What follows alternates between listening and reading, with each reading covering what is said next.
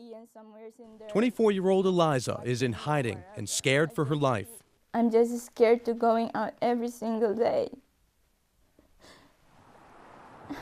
Several weeks ago, she says she escaped from the man who enslaved her for years, forcing her to work at an underground sex club in Lower Manhattan. That man, her husband, threatened her with death if she ever left. He said, nobody knows that if you're gonna die, nobody knows that you are die, because you don't have any people. Eliza says they met in the Philippines when she was just 19. Here are pictures of them together. We're hiding his identity too. Eliza says he charmed her into thinking he was an American businessman who had fallen madly in love with her, a dream come true, she thought, when he proposed marriage. He presented himself as a nice guy. Yes, he good at for pretending a good guy. But she says as soon as he got her out of the country, the physical abuse started, and she quickly learned his business was sex and online pornography. After beating on me, he just say, "That's what's gonna happen if you agree on me."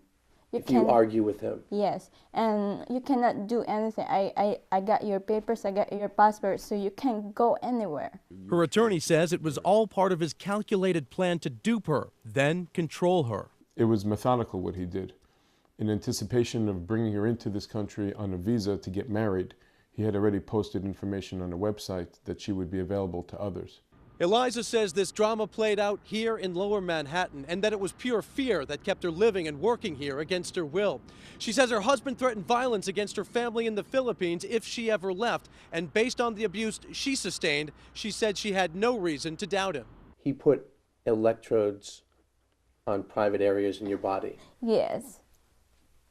That is the worst thing that happened to me. And tortured you until you went unconscious. Yes. And I'll just wake up and I don't know what's happening. This is such a classic case. Sonia Osorio, president of the local National Organization for Women, says human sex trafficking is big business here in New York City. And this story is one of many. It's absolutely amazing the degree that this happens on a regular basis and how open and blatant it is in our society and that we just don't see it. Eliza says she eventually learned that she was just one of many of her husband's victims.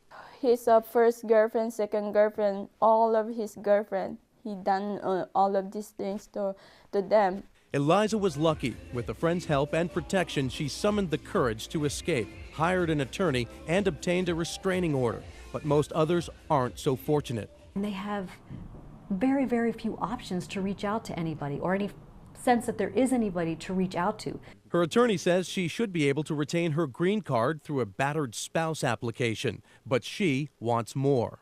You want justice? Yes, I want justice